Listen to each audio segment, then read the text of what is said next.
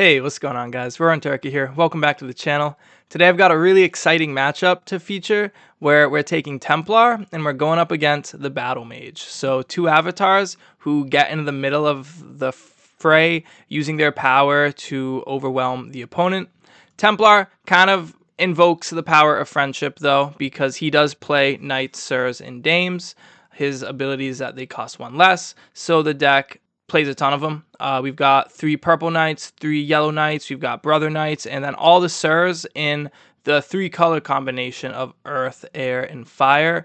I'm not doing a 4 color Templar, just sticking to 3 so that you can hit thresholds easier. Tournament Grounds puts in a ton of work, being able to cast knights, sirs, and dames without needing to worry about their threshold. But we also want to make sure that we're able to cast the magics and the other units that don't work with Tournament Grounds. So we have a ton of resource sites like Glastonbury, Tor, Color Out of Space, all the duels, Valley of Delight. The big thing with Templar is you really are like laser focused on hitting your thresholds. Tournament Grounds puts in a lot of work, but it doesn't do all of it. We need 2 air to play King's Council. We need 2 earth to play the Dig Team, Crown Prince, Shield Maidens. Only need 1 fire for 1 spell in the entire deck, which is Shatter Strike. So if you don't find any fire, but you have Tournament Grounds, really not that big of a deal because it's only 1 spell that you actually need fire for outside of Tournament Grounds. I really like the amount of draw that I have in this deck. So you have the round table, which, you play a knight, sir, or dame to it, you draw a card, has to be played in your back row, so you're oftentimes sacrificing tempo to make it happen, but you can maybe trick your opponent into playing forward and like make it so that your back row is adjacent to their sites, or you're just willing to take that trade-off. But you also have Sir Percival, who can potentially draw you cards, Sir Pellinor, who will more assuredly draw you a card, and King's Council, which if you're able to make this a divination, you're going to feel pretty good about that. And so the draw actually seems to be pretty nice. The cool thing about this deck is Scourge Zombies. So every other minion, aside for this and the Dig Team, are mortals. So when they die, you'll summon Scourge Zombies.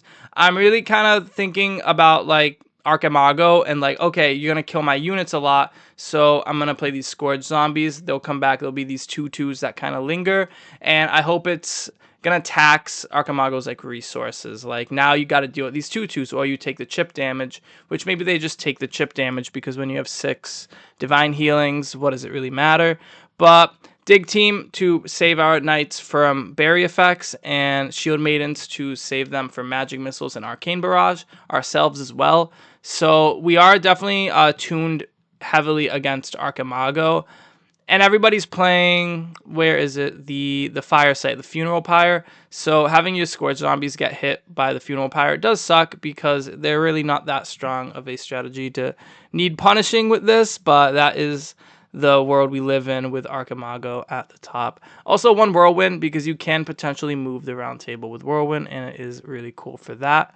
That is Templar. Let's take a look at the Battlemage deck. So this one is really cool.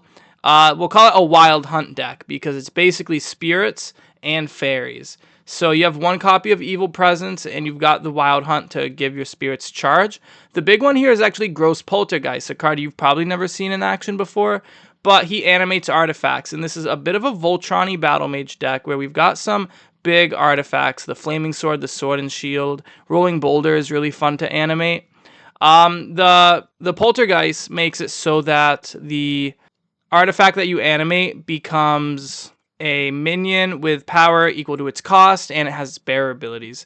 So Sword and Shield is really strong, actually, because it's going to be a 3/3 by default, but then it has that bearer ability, plus 2 power. So it becomes a 5 power minion. And what's neat is you can equip it to Battle Mage and potentially attack for 5. And then ordinarily, you wouldn't be able to drop Sword and Shield because once you're in combat, you can't drop artifacts. But if you animate the Sword and Shield, it's kind of going to force Battle Mage to drop it because you can't carry minions, and then it will be untapped, and it will be a minion that can attack, and you can sort of do another 5 damage. So with the Poltergeist, you can kind of think of it as like a 3 mana deal 5, and that's pretty nice.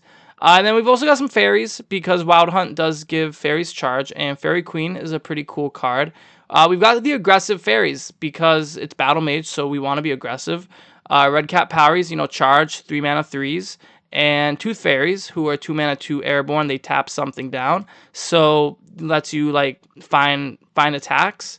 A Midsummer Night's Dreams, which is a pretty cool card because one of the things I like about Battle Mage is playing those disabling spells. And you'll see that like we're in air fire, and whereas like the Shrink the Frog type of deck plays air water. And so we miss out on a lot of those like shrinks and the polymorphs. But a Midsummer Night Dream can do something like that. We can disable mortals, buff our fairies to be stronger, and get that like attacking a disabled minion with Battle Mage, draw the card. It's a great feeling. Lava Flow is a really interesting card. This card, every time I see it, it impresses me more and more. And I figured Battle Mage is like a kind of good avatar for it because you're getting into the fray, so you can maybe get that deal 5, deal 4 on the enemy a lot more often. Some burn with the magic missiles, grapple shots, infiltrate is great. The very, very standard stuff, just an aggressive Voltron-y Battle Mage deck, and we're doing air and fire, spirits and fairies. So without further ado, that was a bit of a long one, but we're going to get into the games. I hope you guys enjoy. It was a lot of fun to play. And if you like the video, subscribe to see more, comment what you want to see next, or just any general thoughts. I'm always listening. Thank you guys. I hope you have a great day.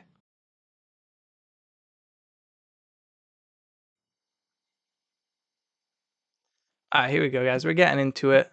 I'm on the left playing Templar. We got Preston on the right. He's a Battle Mage. We are getting into our opening hands. We did the dice roll. Battle Mage is going first.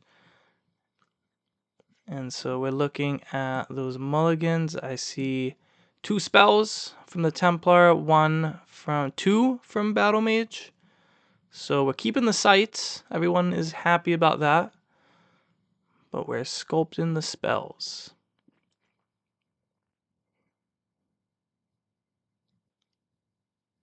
Alright, and we're going to get things started. Battle Mage is going to create a forge. He's going to pay 1 extra mana to create a lance token, which he will pick up and ride on into battle with. Battle Mage with a lance, very scary.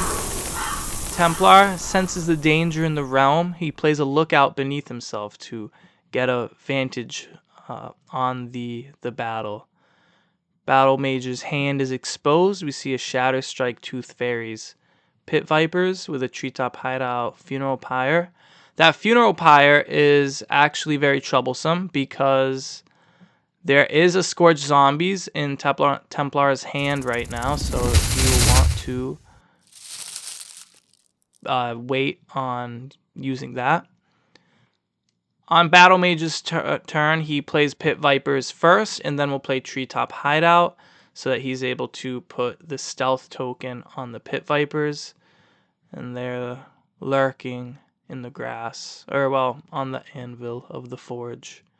There's no grass yet. When they get onto that Treetop Hideout, I'm sure there'll be some nice foliage that they can maybe wrap around like a branch on, and although they're Pit Vipers, so maybe they don't do much tree climbing. We'll see.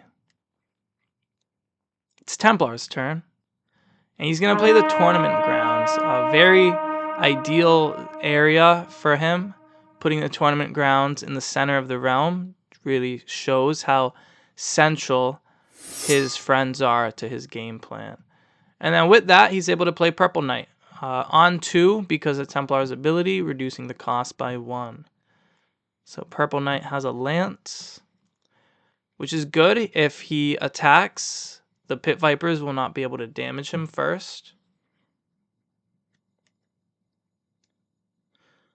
With that, it's going to go back to Battle Mage, drawing a spell. We see some Poweries. Let's try to see what's in his hand. I see Tooth Fairies. I mean, we do kind of have a good idea what's in his hand already from the lookout. We know he has a Shatter Strike and a Tooth Fairies. He just drew that Poweries. Tooth Fairies do come down. Battle Mage moves up. No sight drop. But he has one. He has the funeral pyre. He's holding it because he knows that I am playing zombies.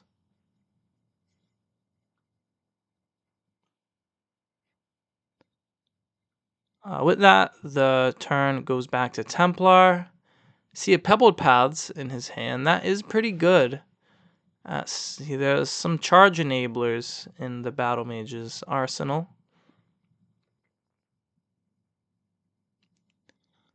So Templar will play Pebbled Paths.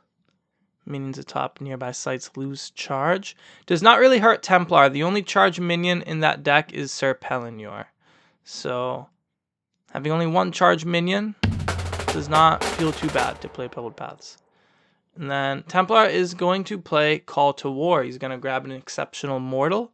Usually, yes, Sisters of Avalon, very good choice for the zombies because you get to bin them.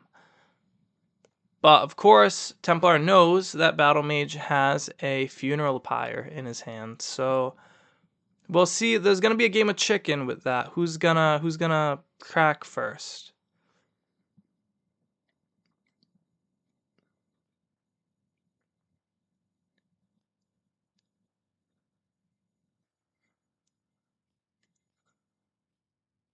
Templar realizes that his friend the Purple Knight is gonna need to act on this turn because he will be tapped down on Battlemage's turn from the Tooth Fairies, and so he will not be able to defend anything.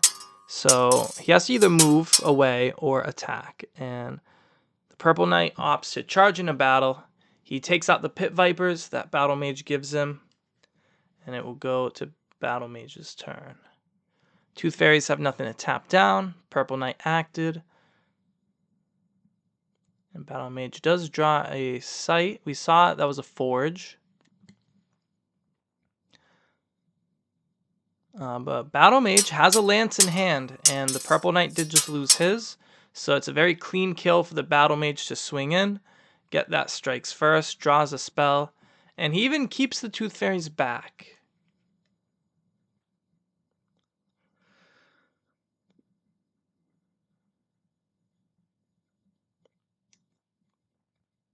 Templar is thinking here.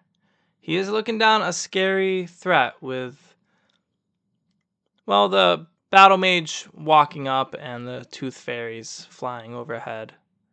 It's a 5 power on the board over there. But Templar plays a Ruins. He's doing pretty well on Attunement. And then he'll play White Knight, where he does not actually have the White Knight's ability met, but with the Templar ability, White Knight costs 4 on his own. So he puts down a beefy 3/5 away from the Tooth Fairies so that they won't be tapped down, but also in a position where he could block Battlemage if he were to attack. The Tooth Fairies have angles to fly above and hit Ruins or Pebbled Paths, but the Battlemage cannot really attack.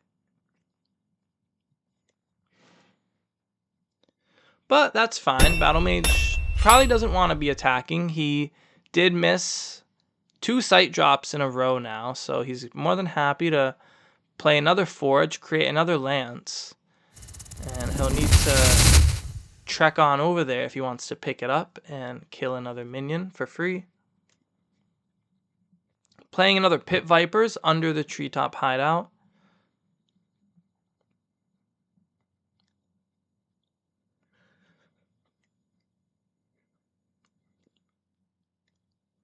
We see a Hamlet's Ablaze in the hand of Battlemage over there. And we see the Shatter Strike. Still holding on to that. There's a Poweries. And there's there's the Funeral Pyre. That's right, the Funeral Pyre at the end there. Templar, though, he's going to shift the landscape and summon a Rift Valley, moving that forge away from the Battlemage, making it harder for him to reach that weapon.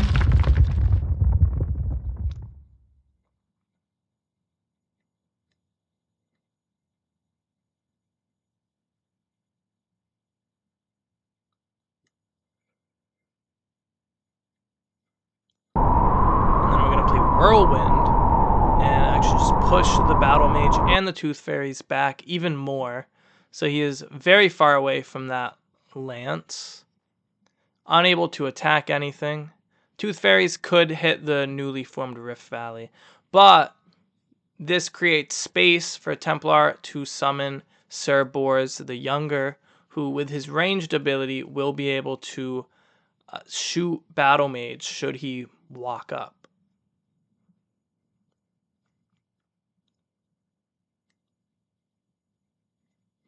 The White Knight moves up. Templar will need some forces in the front to protect his Rift Valley. It was nice to move the forge so far away, but that site will be vulnerable. And the Battle Mage casts fire magic on that tournament grounds, igniting it with a Hamlet's Ablaze. At the start of his next turn, that site and everything there will be destroyed. So that White Knight is going to have to escape, but he should be able to.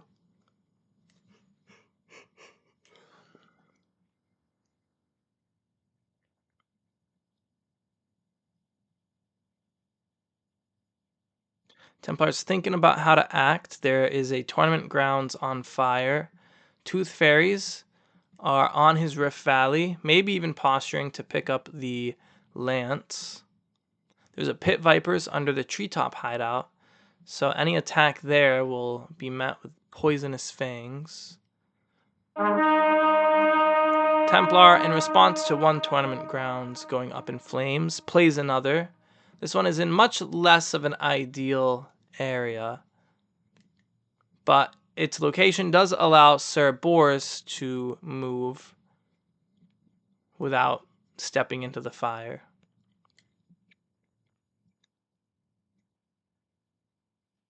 So it goes back to Battle Mage. We see Fairy Queen in his hand now.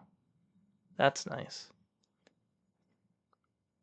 But Battle Mage does not have 2 air. He has 3 sights, 2 fire, 1 air.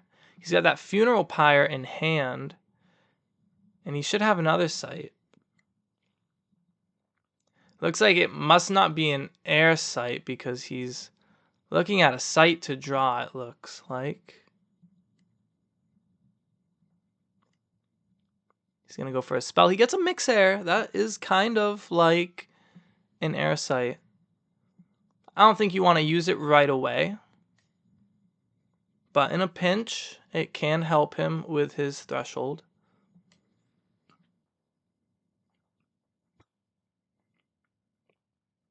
And Battle Mage will play a desert on top of what those tournament grounds used to be.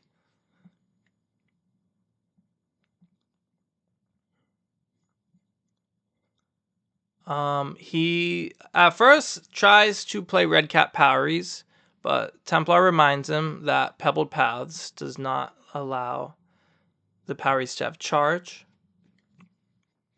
So we're going to have to step back, actually, and the desert that Battle Mage plays will be next to his treetop hideout and not over the rubble of the tournament grounds. Poweries do get to attack the ruins for 3. And there is a Tooth Fairies that Battle Mage can consider using.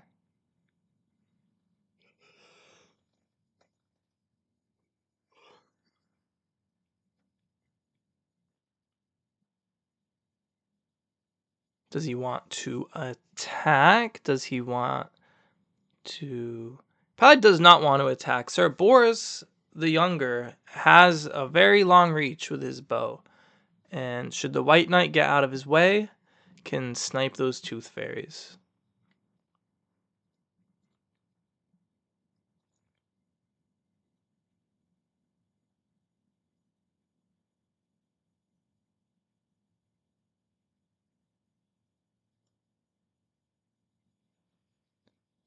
And so with that, Battle Mage decides to move the fairies onto that forge he created so long ago and pick up the lance.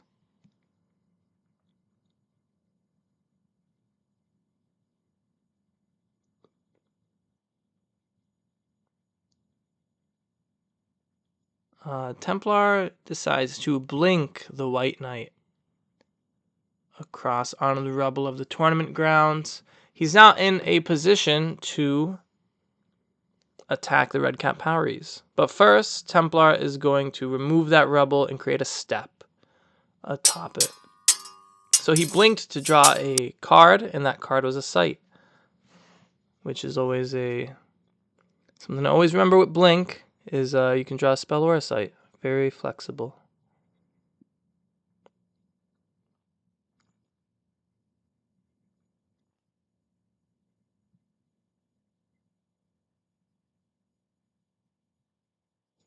And with that, Templar has 4 mana. Does he want to do anything else? He has a zombies.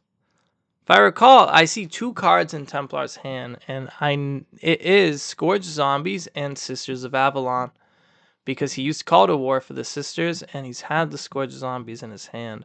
But knowing Battlemage has Funeral Pyre, he doesn't want to act.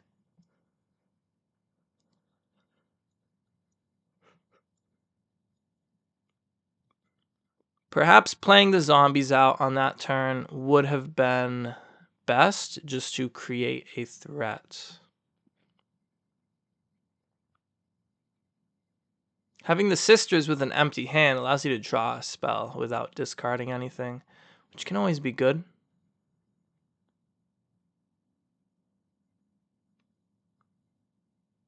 Battlemage is tapping for a sight. I didn't see if he drew a sight or a spell for turn. He has 3 in hand, so I believe he probably drew a spell. But with no spell cast, so definitely hurting for air right now. It's going to go back to Templar, who draws a spell. Now, of course, we know 2 in Templar's hand. The White Knight is going to move up and attack the desert. Finally in range to do so.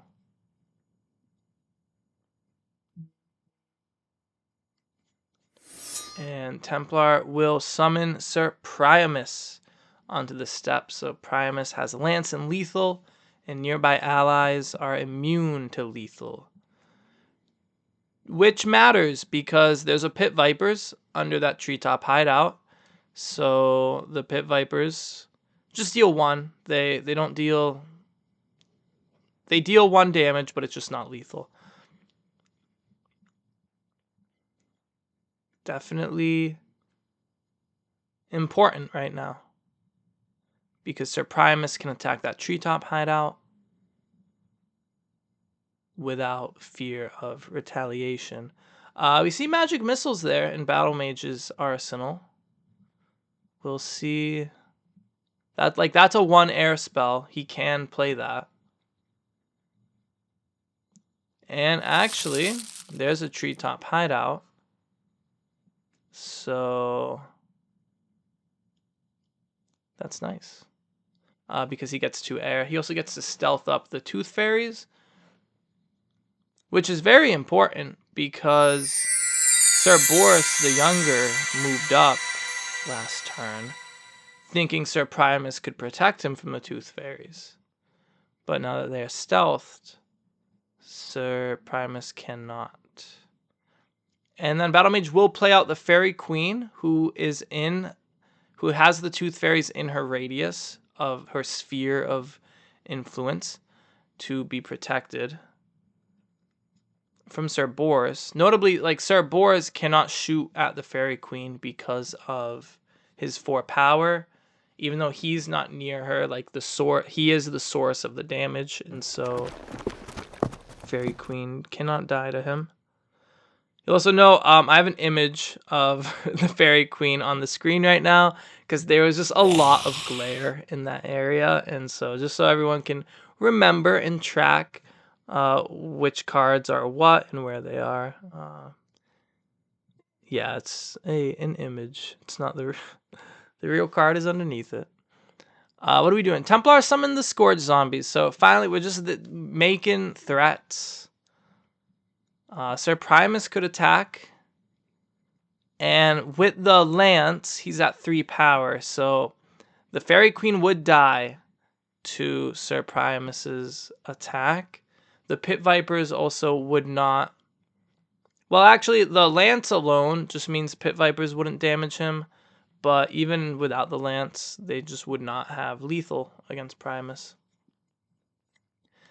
Battlemage decides to keep the Pit Vipers where they are and take the damage. Only 2 damage. Sir Primus, not the heaviest of hitters of Templar's friends. And Battlemage now drawing a sword and shield. So one of his many pieces of equipment. He's going to play it right away, become a 5-power unit. And that makes him big enough to swing over Sir Primus. So they're going to engage in a hefty battle, but in the end, Sir Primus cannot withstand the Battlemage. Battlemage will take damage from Sir Primus, and he will draw a spell after killing him.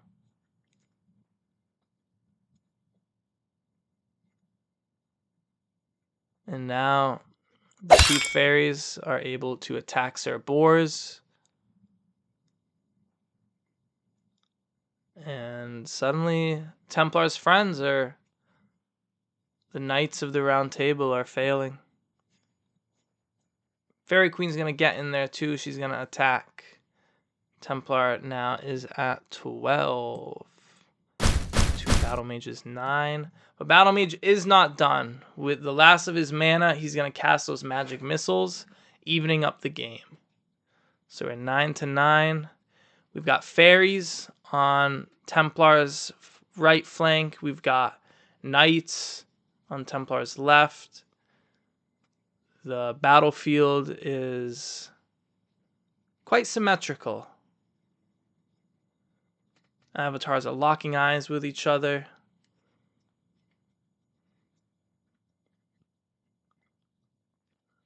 Templar will immediately use his units to attack the desert, putting Battlemage to 4. Now, we're going to common sense. It's worth noting that Templar cannot attack that treetop hideout because of the Pit Vipers underneath it. So Templar is going to need to find a way to skirt around those Vipers. And the answer is going to be Grapple Shot. So that is the card that Templar will common sense for.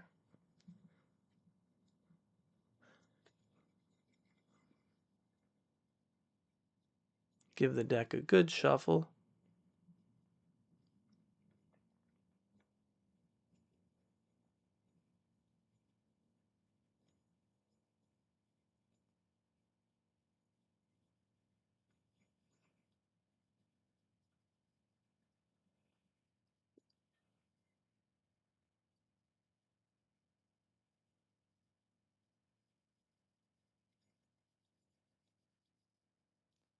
Templar has to grapple shot the Battlemage in order to position himself to attack the Forge. There was contemplation there to have the White Knight be the grapple shotting ally, but because he had already attacked, he would not be able to push that extra damage to Dora the Battlemage. So Templar has to do it himself. He grapple shots in, he attacks behind, he's deep into the enemy territory, into Battlemage's domain. But he has successfully doored Battlemage. And now Battlemage will get to crack back. Trying a gross poltergeist, but without a charge enabler. It's a bit too late for the poltergeist. We'll see though. I mean,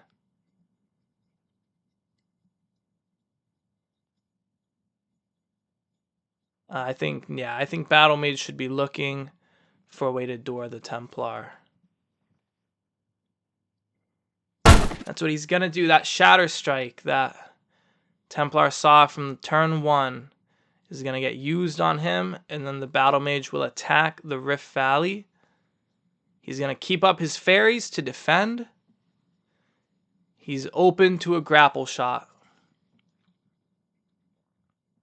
Both avatars are on death's door. Templar is surrounded. None of his friends are by his side. He's deep in Battlemage's territory. Can he find a way to close it here?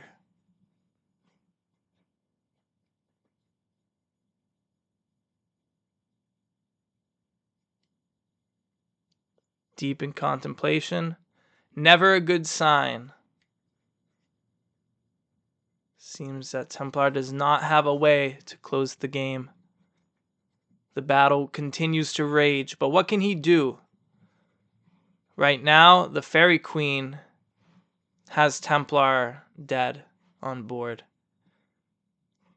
Templar plays a Sisters, who will cycle a Sisters. We're digging for help, digging for aid. A grapple shot does it. Doesn't look like he got it.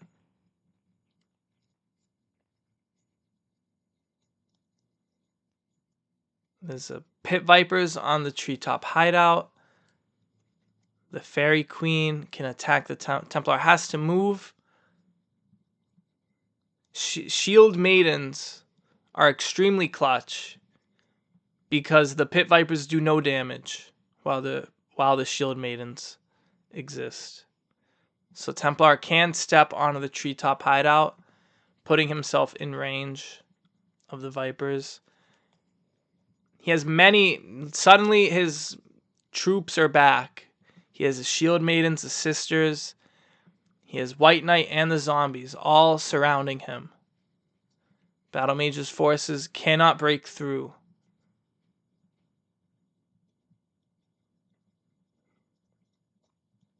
We're going to see what he can do.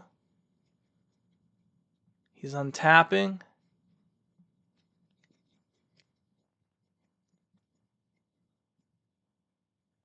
He seems pretty eager.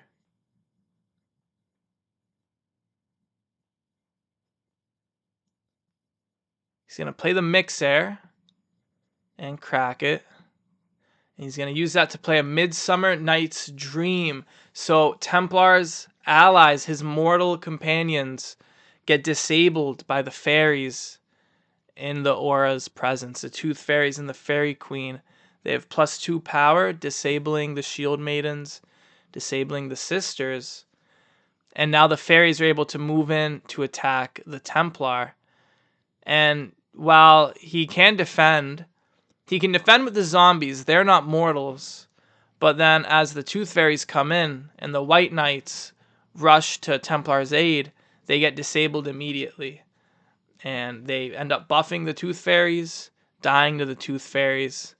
And with the Shield Maidens disabled, the Pit Vipers are able to strike at Templar's feet, bringing him to the ground and giving Battlemage the victory. Well fought.